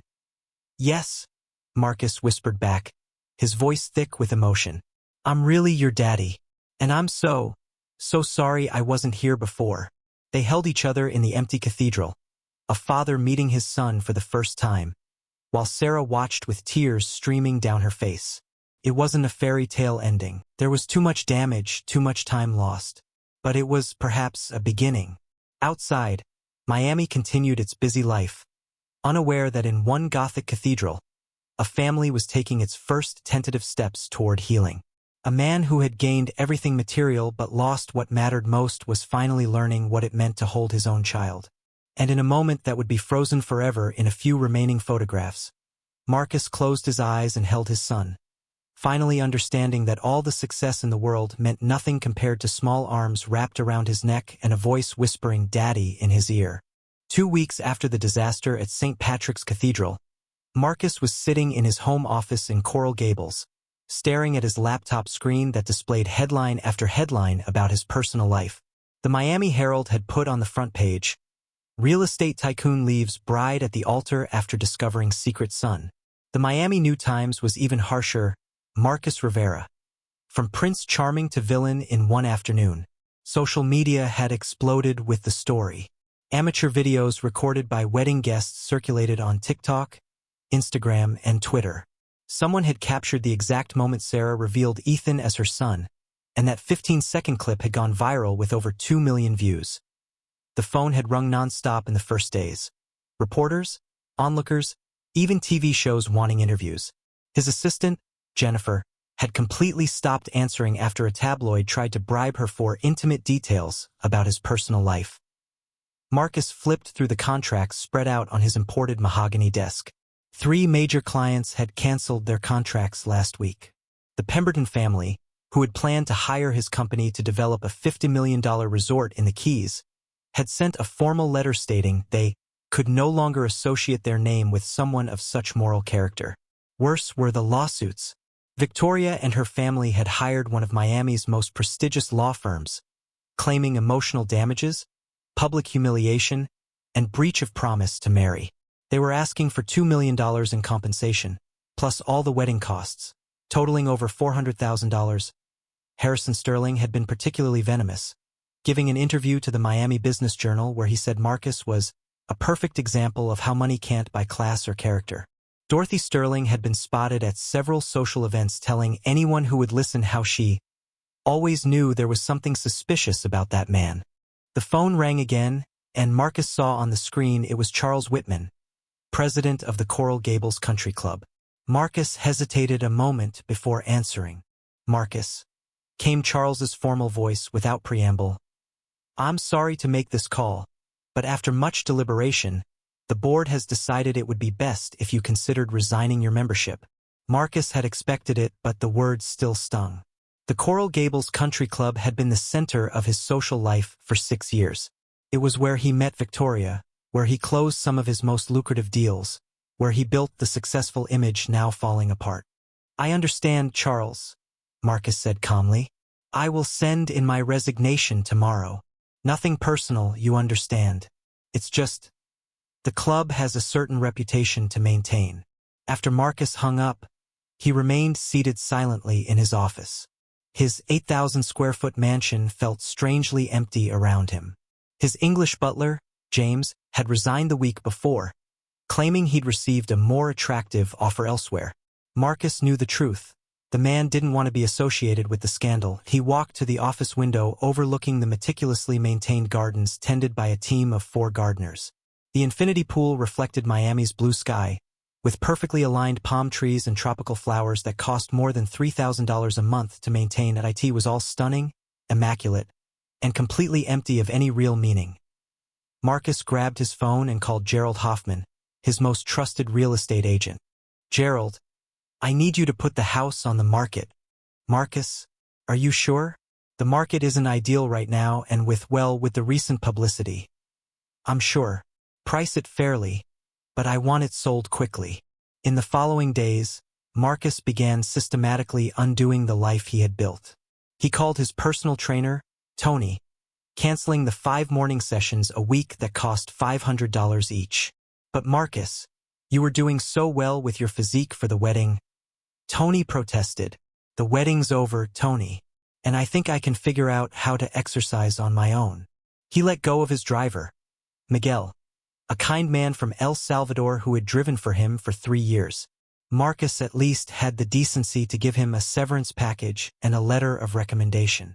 "I'm very sorry for what happened, Senor Marcus," Miguel said when he came to pick up the keys to the Mercedes. "But maybe now you will find real happiness." Marcus almost smiled at the irony. His former driver, who earned $15 an hour, was giving him advice about happiness.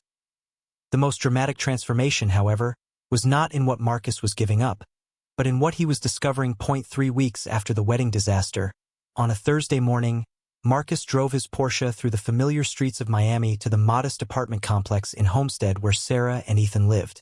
It was a different world from Coral Gables. No gates, no security guards, no perfectly manicured lawns, Children played on the complex's playground, their joyful shouts mixing with the sound of traffic on nearby U.S. Route 1. Marcus could smell barbacoa coming from one of the apartments and hear Latin music playing softly from an open window. When he knocked on the door of apartment 2B, it was Ethan who opened it. "Daddy!"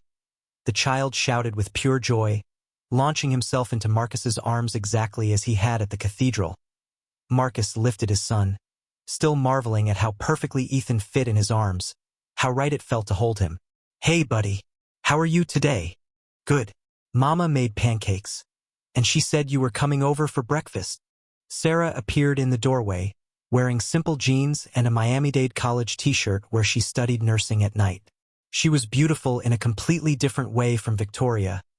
Natural, unguarded, real. "Hope you don't mind," she said, stepping aside to let him in. Ethan has been asking when his daddy would visit again since yesterday. The apartment was small, maybe 800 square feet, originally designed for one person. But it was warm, lived in, full of traces of real life. Ethan's drawings were stuck to the refrigerator with magnets. Toys were scattered in the living area. Not expensive educational toys, but regular kid stuff from Walmart and yard sales. Books were everywhere, children's books, Sarah's nursing textbooks, novels borrowed from the library. The TV was small and probably 10 years old. The sofa showed where at the arms where two people had sat together for years, reading stories, watching movies, building a life that was humble but genuine. "Daddy, look!" Ethan ran to a coffee table where he'd been working on a puzzle. "Mama bought this for me. It's dinosaurs." Marcus sat on the carpeted floor, examining a puzzle that probably cost $10 at Target. Ethan immediately snuggled beside him, beginning to point out each piece. "This one is a T-Rex. This one is, I can't remember the name, but it has a long neck." "Brontosaurus," Marcus said softly. "Yeah, how did you know that?" "Because when I was a little boy like you, I loved dinosaurs too." They worked on the puzzle together, Ethan chattering constantly about school, friends, an episode of Paw Patrol he watched yesterday. Marcus found himself completely absorbed, his mind not wandering to contracts, social obligations, or anything but small hands fitting puzzle pieces together and a voice asking Daddy to help find a piece that fit. Sarah brought them coffee. Real coffee made in a simple machine, served in mismatched mugs chipped at the edges but clean and warm. She sat on the couch watching them, a small smile on her face. "He's been talking about you non-stop," she said softly. "Every morning when he wakes up, he asks if today is the day Daddy is coming over." Marcus looked up from the puzzle, meeting her eyes. "Sarah, if you think it would be appropriate, I'd like to spend more time with him. Learn how to be a father." "He'd love that," she said simply. "And honestly, Marcus, even with everything that happened, you deserve a chance to know your son." That afternoon, Marcus took Ethan to Fisher Park, a local playground he would never have noticed before. They played on old but sturdy swings, climbed on jungle gyms that had been repainted many times over the years. Other parents nodded politely, some recognizing him from news coverage, but most just saw a man pushing his child on a swing. Marcus realized for the first time in years he wasn't thinking about how he appeared to others, wasn't calculating advantages or networking opportunities. "Higher, Daddy. Push me higher," Ethan shouted from a swing, his dark hair flying back in the wind.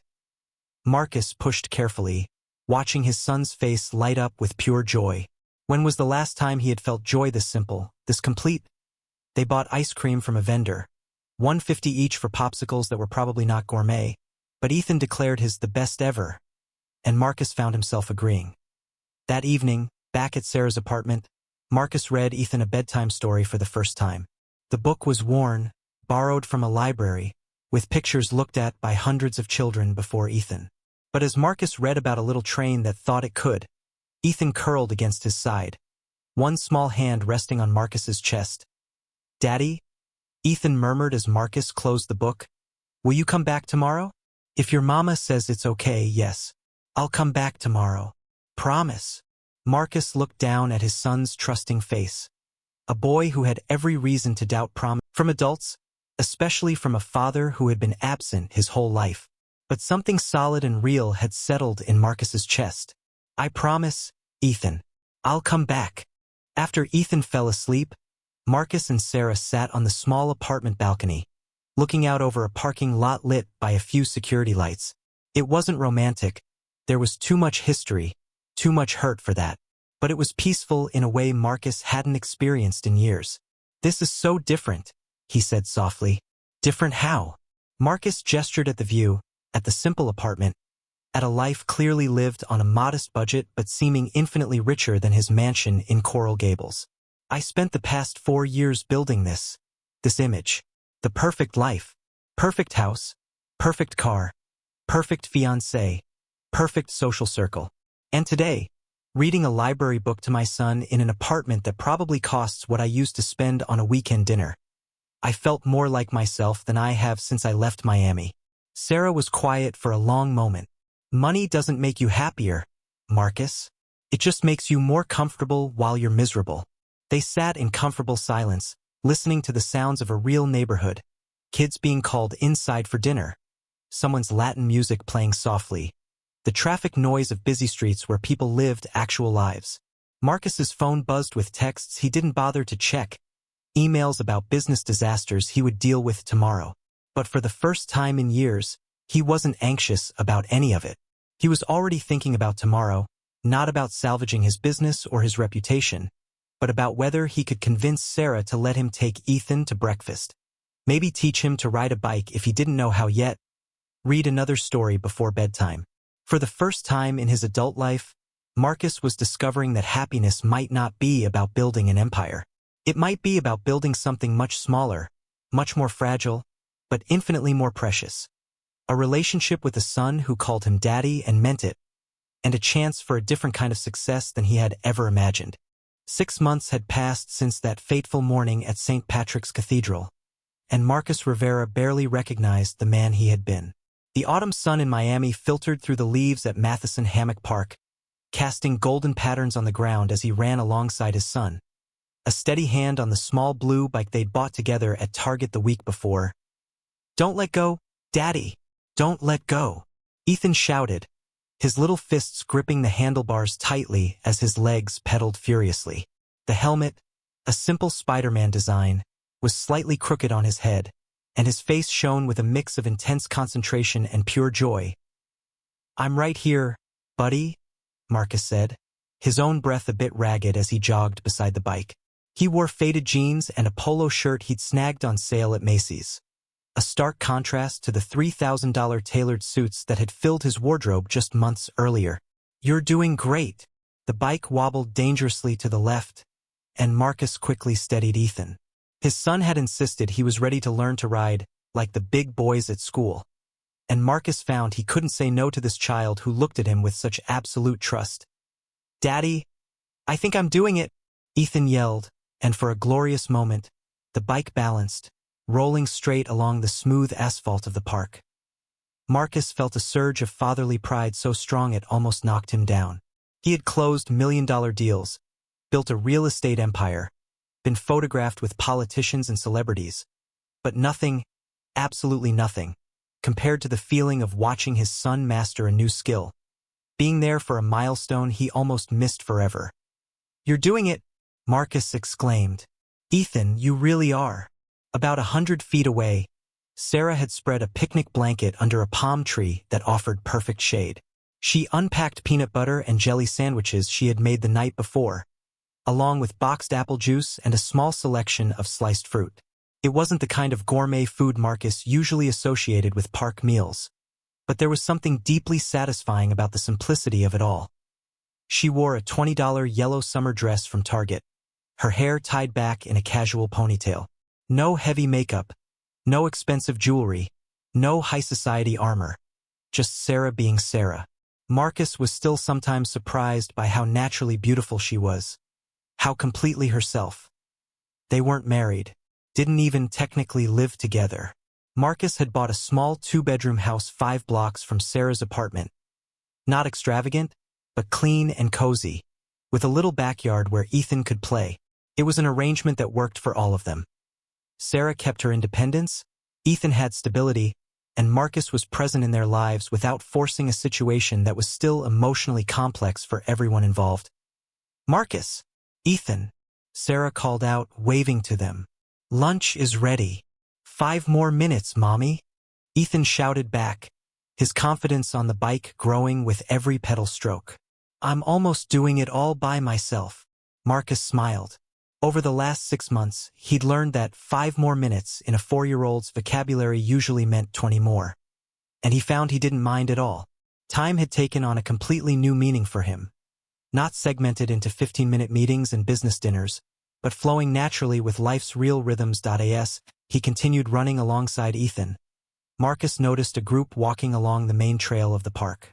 Even from a distance, he recognized the upright posture of Charles Whitman and his wife Priscilla, accompanied by another couple Marcus vaguely remembered from the Coral Gables Country Club 6 months ago. This sight would have filled him with anxiety. He would have quickly calculated how to approach them, what conversation to start, how to use the casual encounter for business gain. Or more recently, he might have felt shame, embarrassment over his fall from social standing. Now he simply nodded politely as they passed by.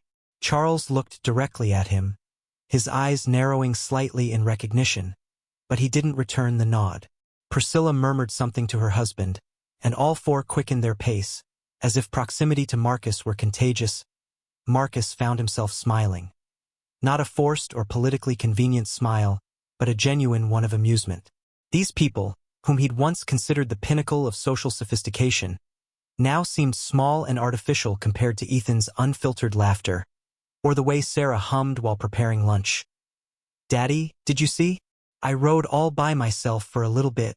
Ethan stopped the bike, looking at Marcus with radiant triumph. "I saw, son. You were amazing." Marcus knelt by the bike, helping Ethan adjust on the seat. "Want to try one more time before lunch?" "Yes, but can you let go just a little bit this time?" Marcus hesitated. The idea of letting go completely still frightened him. What if Ethan fell? What if he got hurt? But looking at his son's determined face, Marcus realized that was part of being a dad. Learning when to hold on and when to let go. "All right," he said. "But if you start to fall, I'll catch you, okay?" "Okay." They started again, Marcus running alongside as Ethan pedaled with growing confidence. Gradually, Marcus let his hand hover a few inches above the bike seat, ready to steady if needed, but giving Ethan the feeling of independence he craved. For a glorious moment, Ethan rode completely on his own 3, 4, 5 seconds of pure freedom before the bike wobbled and Marcus had to step in again. "I did it, Daddy. Did you see? I did it all by myself." "You did, buddy. I'm so proud of you." They walked back to where Sarah had set up the picnic, Ethan pushing his bike with his chest puffed out with pride. Marcus carried the helmet, watching his son chatter excitedly about his accomplishment. Mommy, I rode my bike alone. Daddy saw it all." Sarah smiled, opening her arms to welcome Ethan into a big hug. "That's amazing, baby. I'm so proud of you." They sat on the blanket and Marcus watched as Sarah automatically cut Ethan's sandwich into 4 perfect triangles. Apparently the only acceptable way for a 4-year-old to eat sandwiches. She poured apple juice into a special spill-proof cup and arranged apple slices in a specific pattern on Ethan's Spider-Man paper plate. These little rituals of motherhood, developed over years of trial and error, made Marcus ache whenever he saw them. Not with jealousy, but with sorrow for the thousands of small things he'd missed by not being there. "How was your morning?" Sarah asked, handing Marcus a sandwich wrapped in a napkin. "Good. I finished painting the backyard fence. And the gardener, well, me, planted those flowers you suggested near the front porch." Sarah laughed. "It still feels strange to think of you gardening. Tell me about it. But it's relaxing, you know? There's something about putting your hands in the dirt, making something grow." Marcus shrugged. "Who would have thought I'd discover I'm good at this stuff?" In fact, Marcus had found he was good at many things he'd never tried before. Cooking simple meals, fixing little things around the house, even mowing his own lawn. Tasks he'd always outsourced now brought quiet satisfaction. His bank account had shrunk considerably over the last 6 months. Selling the mansion had covered most of Victoria's family's legal battles, But lost contracts and a damaged reputation meant his real estate business was operating on a much smaller scale. He'd laid off most of his staff, kept a small office, and focused on smaller, more personal projects. Surprisingly, he cared very little about the financial losses. He had enough to live comfortably, to provide for Ethan, and to build a life rich in ways money couldn't measure. "Daddy?" Ethan said, climbing into Marcus's lap with sticky jelly hands. "Can you teach me to play baseball tomorrow?" "Sure thing, buddy. We can go to the school field after your classes." "Promise." Marcus looked at his son's eager face, seeing echoes of all the broken promises, the absences, the lost moments that had come before these last 6 months. "I promise," he said firmly. "And you know that when Daddy promises something now, he means it." Ethan nodded solemnly. At 4 years old, he'd already learned the difference between promises that are kept and promises that are just pretty words. Marcus was determined to always be in that first category. They finished lunch as the sun moved across the sky, casting new patterns of light and shade through the palm fronds. Other families in the park were doing the same. Kids playing, parents laughing, simple moments lived in real time. Marcus leaned back on the blanket, watching Sarah help Ethan build a sandcastle in a small pit where someone had dumped sand years before. Her laughter was genuine, not performed. Her hands were sandy, her hair partially loose from the ponytail, and she was fully present. He thought of the man he was 6 months ago. The man so obsessed with crafting a perfect image that he lost sight of anything real. That man had measured success in dollars, social connections, and status symbols. He'd seen people like Sarah as obstacles or distractions on his way to something he thought he wanted. "What are you thinking about?" Sarah asked quietly, noticing his contemplative look. Marcus watched her for a long moment, then looked to Ethan, who was carefully adding another tower to his sandcastle. "That day," he said slowly, "at the church, I thought I was marrying my future. I thought Victoria, the life we were planning, the social connections, the perfect image, that was where I was headed, who I was meant to be." He paused, watching Ethan gently add another handful of sand to his creation. "But I found out my future was already 3 years old and called me Daddy. I realized the life I was chasing was a fantasy, and the real life was right here, waiting for me, even when I didn't know it."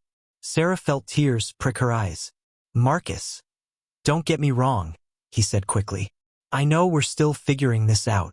I know we've hurt each other, that there's a lot to work through. But for the first time in my adult life, I wake up excited for the day. Not because I have a deal to close or an impression to make, but because I get to teach my son to ride a bike, or help with homework, or just be present for the things that really matter." Ethan looked up from his sandcastle, eyes shining with pride. "Look, Daddy, I made a giant castle. It's beautiful, son. You did a great job." As the sun began to set, painting the Miami sky in shades of pink and gold, they packed up the picnic leftovers and got ready to walk back to the cars. Ethan was visibly tired from their active afternoon, his steps slowing, his eyes starting to blink with sleep. "Want a ride, buddy?" Marcus offered, crouching to Ethan's level. "On your shoulders?" Ethan asked hopefully. "On my shoulders." Marcus lifted his son, carefully settling him on his shoulders. Ethan held onto Marcus's head to steady himself, his small fingers entwined in his dad's hair. They walked slowly through the park as day turned to night. Sarah beside Marcus, Ethan gently bobbing on his father's shoulders. Other families made the same journey home, tired kids carried by parents who knew these moments were precious and fleeting. "Daddy," Ethan murmured sleepily from above. "Today was the best day ever." Marcus felt his throat tighten with emotion. "For me, too, buddy. For me, too." When they reached the parking lot, Sarah hesitated beside her used Honda Civic. "Want to have dinner at our place?" she asked, shy but full of meaning. Marcus looked at Ethan, asleep on his shoulders, then at Sarah, the woman who, despite everything, had kept standing when he almost tore it all apart. "Yes, I do," he said. "If you'll have me, I want to be at every dinner from now on." Sarah simply nodded, and together they got into the car. As the old Civic's engine came to life, Marcus looked into the rearview mirror and saw reflected not the man he had been, but the father he was finally learning to be. The past couldn't be undone, but the future, their future, was still being built. And this time, he planned to build it with love. If you enjoyed this story, subscribe to the channel and leave a like. These other stories will also move you. Click to keep watching.